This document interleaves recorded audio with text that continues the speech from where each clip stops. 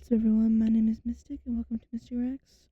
Today I'm reacting to KyotoRobato, which I don't think I've ever seen anyone react to his videos, which sucks. So I hope he's fine with the reaction. I am a big fan of his content. He's probably my favorite, true crime, weird mystery channel for Japanese stories. And I've seen most of his videos, and then I noticed I hadn't seen this one, so I'm guessing maybe it was like unlisted and he listed it again, or maybe I just somehow missed it. But today's video is Pana Wave, Doomsday, and Tama-chan the Seal. I don't really know what I'm in for, but let's see. Be sure to check him out down below. And yeah.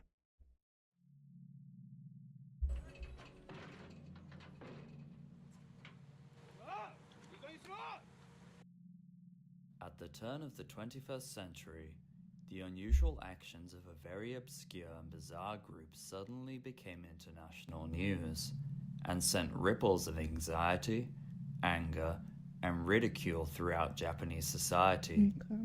This is the true story of Pana Wave. Pana Wave. For a minute, I thought those white, This video will focus more on the group's actions rather than their beliefs. But to give a very simple introduction, Pana Wave, known literally as Pana Wave Laboratory in Japanese, is a new religious organization founded in 1977 by Yuko Chino, a mysterious and charismatic woman who seldom showed herself to the outside world. The strange group, numbering approximately 1,200 individual members at its peak, combined the teachings of Christianity, Buddhism, and New Age religions, together with pseudoscience doctrines focusing on the perils of man-made technology. Self-proclaiming themselves to be scientists of Chino's new religious movement, the group specifically warned of the so-called dangers of scalar electromagnetic waves, believing that pollution from these waves causes devastating environmental events around the world. In 1993, Pana Wave built their base, a research center high up in the Gotaishi Mountains of Fukui Prefecture, Japan, because they thought that the steep mountains and isolated location would help shield them from the aforementioned electromagnetic waves, supposedly found more commonly in cities and other built-up areas. So, like, 5G through the and teachings of their leader and supposed scientific experiments, they claimed that the color white protected them from the waves, and therefore began wearing long white cloaks, hats, and masks, for which they became famous for. This appearance also helped them create a facade that they were legitimate scientists and doctors. Using this, they submitted scientific journals and engaged in debates, such as the 1999 Kyoto Electromagnetic Field Symposium, where they claimed that man-made scalar waves would affect the rotation of the Earth and destroy the world. They also claimed that they had the ability to channel celestial figures and receive divine teachings from them. These journals and studies were largely debunked and ridiculed within the professional scientific community, and the group was mostly ignored. Authorities kept watch of their activities, but for the most part, they seemed harmless. Yeah. That is, until the mid-1990s. During this time, cars in central Japan were ground to a halt when a large convoy of Pana Wave vehicles, covered completely in white both inside and out, zigzagged their way across Gifu, Nagano, and Yamanashi, seeking a new place of residence for themselves and their leader, Yuko Chino, who had become ill with cancer. According to the group, communist enemies, foreign and domestic, were using electromagnetic weapons to try to harm their leader, so they needed to find a new place to reside. If they failed to reach safety and the waves managed to end the life of their divine leader, They declared that all of mankind would be destroyed in a great calamity. It was at this point when they started to cover their white vans in an unusual symbol, which became the de facto emblem of the religious organization. Okay, what's the symbol? Like their reasoning for wearing all white, they believed this symbol acted as a shield, so even the windscreens and side windows of the cars were almost completely covered with it. Okay. Pana Wave went from town to town, blocking entire roads in the hopes of finding a place free from their supposed unseen enemy. As they set up camps, they erected large white barriers all around them to thwart the effects of any electromagnetic waves. They even went as far as to wrap the trees around them in large strips of white cloth, creating a very eerie spectacle. Looks like a TP Such action caused a lot of anger and worry within the local populations, which led to protests demanding that Pana Wave leave the area because they were not welcome. These locals often picketed around their camps with signs containing messages that asked for them to return to their compounds immediately. Understandably, such actions forced law enforcement to get involved. Pana Wave were issued fines for traffic violations, including fraudulent car registrations, dangerous driving, illegal parking, and purposefully obstructing their windscreens with their symbols. After negotiations with police and local authorities, as we can see here, the group stopped moving around the country in a large convoy and returned to their Fukui compound, the Pana Wave Research Center, as well as newly established dome-shaped buildings in other locations. They mostly slunk back into obscurity, but not for long. In August 2003, a bearded seal from the Arctic was spotted near Maruko Bridge over the Tama River in Tokyo, Japan. The Japanese people loved this seal and named it Tama-chan after the river it first made its home. Due to its cute behavior and unlikely appearance in the river, there was a bit of a frenzy in the country. Thousands of people from all over Japan gathered on the riverbanks to catch a glimpse of Tama-chan, and the media reported heavily on its activities. Since news mostly covered dark and negative events, it was uplifting to see such a fun and positive thing for once. As the seal moved to Tsurumi River in Yokohama, so too did the crowds. Pictures were taken, merchandise was made, and special diary-like segments were created in Japanese news shows for the sole purpose of reporting on Tama-chan daily. It was even made an honorary citizen of Japan by the Yokohama mayor. According to interviews, people felt that seeing Tama-chan's face made them happy and forget the problems in their lives. All in all, the seal was a cute animal that everyone could enjoy to see. For Pana Wave, however, there was nothing fun or happy about this seal. In fact, according to the group, the fate of the world hung in the balance because of Tama-chan. They stated that it had been led astray by electromagnetic waves, and if it was not taken back to its natural habitat in the Arctic, the world would be, you guessed it, destroyed. The Japanese government, of course, didn't heed their warning, so Pana Wave took matters into their own hands. They hastily built 2 large swimming pools within their compounds, painting them white and shielding them with their symbols. The group planned to capture Tama-chan and take it to one of the pools before transferring it to the Arctic via a special boat they bought. Under the guise of a group called the Thinking of Tama-chan Society, they teamed up with an unknown and possibly fake American environmentalist group known as Marine Animals Lifeline to catch Tama-chan using nets and divers. To avoid suspicion falling on the group, they didn't wear their infamous white clothing, but people quickly found out it was them. Despite their efforts, Pana Wave was ultimately unsuccessful in capturing the seal, and the Japanese population was left both angry and amused that the group had acted so foolishly and dangerously. While embarrassed and frustrated, the group left the area without punishment. But they didn't stop there.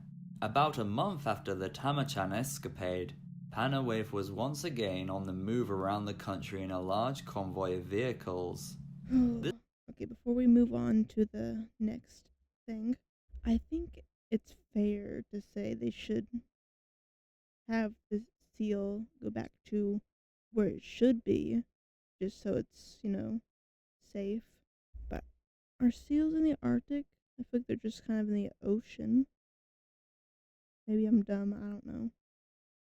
But I feel like a seal being in, shallow water, maybe like fresh instead of salt, could maybe be dangerous. But, I mean, let the professionals move it and not you with a bathtub. This time, they claim that on the 15th of May 2003, the undiscovered Planet X, or Planet Nibiru, would fly close enough to the Earth that the magnetic poles would be flipped, leading to devastating earthquakes and tsunamis that would end all life on Earth. Their purpose for the convoy was to locate a new area that would be safe enough for them to ride out the apocalypse. After moving around different prefectures, they established their camp on a road in Gifu and refused to move, despite police orders to do so. TV crews were hot on the trail of the convoy, but Pana Wave did not like this one bit. Like, they said 1,300? Like, how do you get recruited? He might have said, but I do not remember. But, like, how do they make money? How do they get recruited? Why do they keep going as a group instead of, like, splitting up, maybe? Just send one person to check the prefectures? Or maybe send one person for each prefecture? So that way it goes a lot quicker and you aren't, disturbing everyone. They believed that cameras were weapons that emitted electromagnetic waves. To combat the reporters, they designated stalker cars to chase away reporters if they came too close. They also used large mirrors to reflect the waves away from the group. And as the numbers of reporters increased, so too did physical confrontations. Ooh. Things were mostly calm though. Well, until this happened. 取材を試みる報道陣に白い集団はい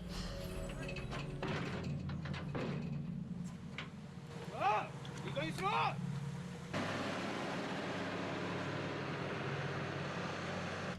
今白ソンドの集団がトラックで追っかけてきます How do they justify this in their head? To thwart police and media helicopters, members of Pana Wave also held two sticks out in front of them in the shape of a cross. According to a group representative, electromagnetic waves from the helicopters were causing Yuko Chino to have bloody bowel discharge, so they were holding the sticks to protect her. These very bizarre So you had blood in your shit. Is that... Wait. Isn't this guy the, uncynical guy? I probably said that so wrong, but isn't that him? Like the cult leader?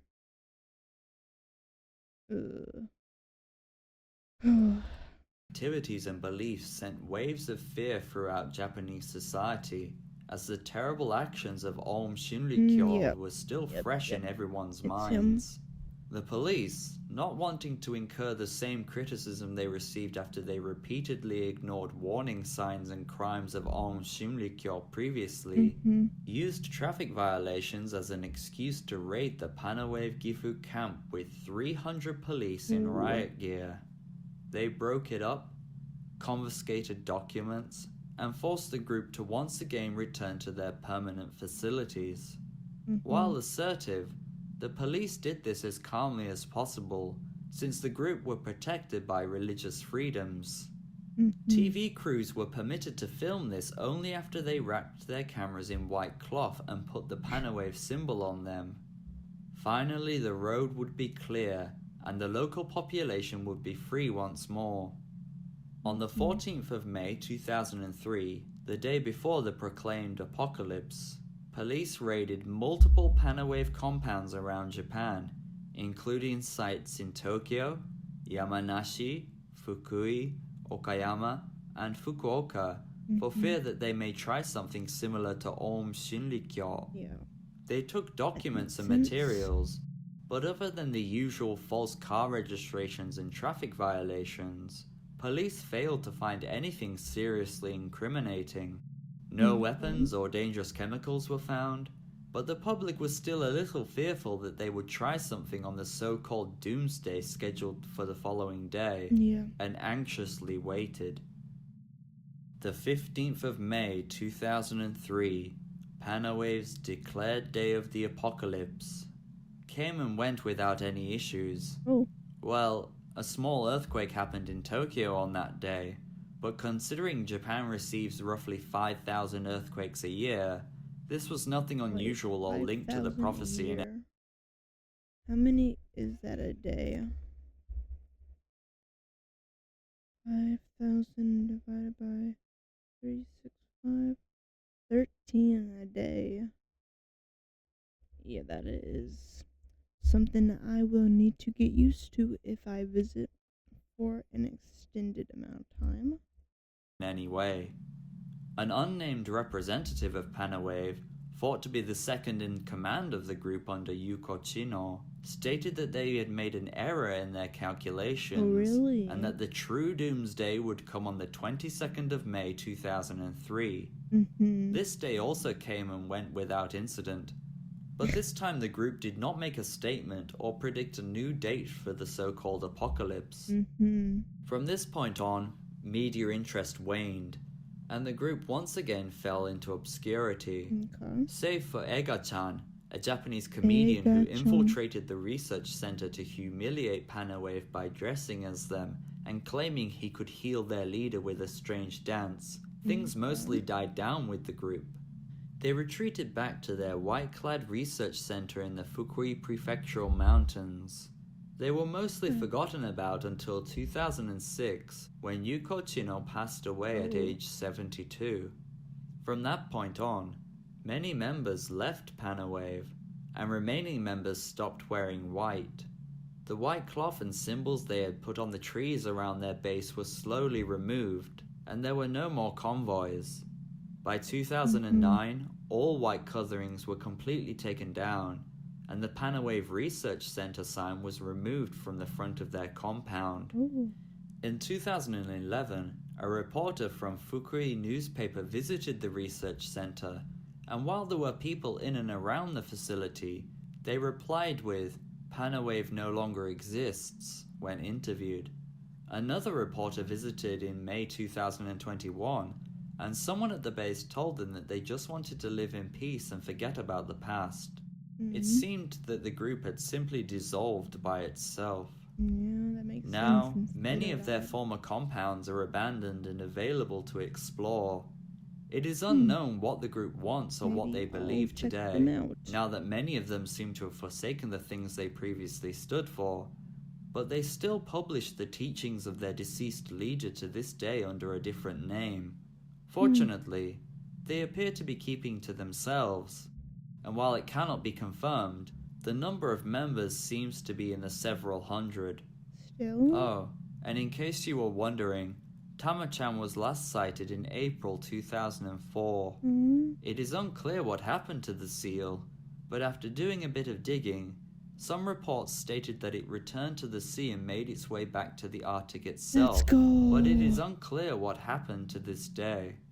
No remains have ever been found in Japan, but the disappearance is not said to be linked to Pana Wave. Experts say that the group is continuing to decline, and soon there will be no members at all. But with the growing fear of man-made technology such as 5G, who knows what will happen in the future? Thank you for watching my 19th YouTube video. If you liked it, feel free to give it a thumbs up, and subscribe if you wish to see more. Yep. This video is very different from the usual cases I cover on this channel, and much of it was hard to grasp, but I thought it was quite interesting. Yep. It's weird how, as late as 2003, some people genuinely thought that the fate of the world rested on the location of a seal of all things. I guess if someone is charismatic and persuasive enough, people will believe anything. Anyway, that's enough from me. That is a little bit Until accurate next time, today.